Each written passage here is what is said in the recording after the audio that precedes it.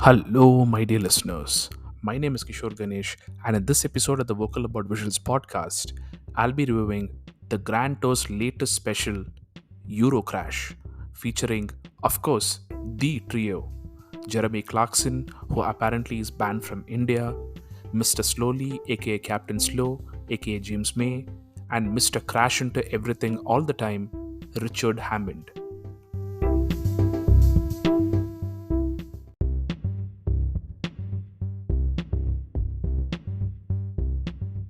The first thought that came to my mind as soon as the end credits dropped is man, the Scandi flick may have been severely impacted by James May's crash, as I mentioned in my review of it, available on all my channels right now and has been available for quite a while as well. Okay, plug done. Because this show felt a lot more complete and satisfying. Another reason for this could be the locations themselves. This time, the boys are doing a 1,400-mile road trip across Poland, Slovakia, and Slovenia, and the parts through which they pass through are actually inhabitable and have diversity of landscape. Basically, they are doing a road trip across places that have things to do and people to interact with, which naturally lends itself to the real reason why we tune in to watch these specials in the first place. Three friends doing some irreverent comedy in a phenomenal and eventful road trip. In the Scandi flick, the landscape was threadbare, leaving not many inspirations for gags, and they were short of one player, which would explain why I found it to be underwhelming. Speaking of the cars, Clarkson has a Mitsuoka Lisaid. Hammond is behind the wheel of a Chevrolet SSR, and May picks a Crossley convertible. And all these cars have tons of personality of their own, so that adds to the package that is Euro Crash. In fact, except for the Crossley, I wouldn't mind owning the other two cars for said personality, provided that they are electric, of course, in this day and age. What with the forest fires in Canada and the super cyclones in India. And coming to the segments, this special has most, if not all, the templates of Top Gear and the Grand Tour that we are used to, and they are all very entertaining.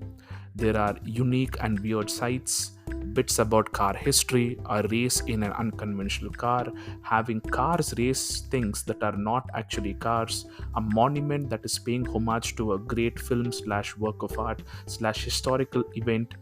It even has an old school car review from Clarkson in voiceover. And above and beyond all of this, a truly breathtaking new car that you have to see to believe. And I don't say that quite often about cars. This is not just cool, it is truly path breaking tech that is pioneering, not because the idea is unique, but because the idea for the first time ever has come to a product that can be bought in the open market. And finally, for most, if not all of the special, the jokes and the gags land, especially the bit involving a certain celebrity who joins the gang from a museum in Poland. The chemistry between the three is as top notch as ever, which now, imagine Jeremy Clarkson saying this in voiceover, quote unquote, makes me wonder.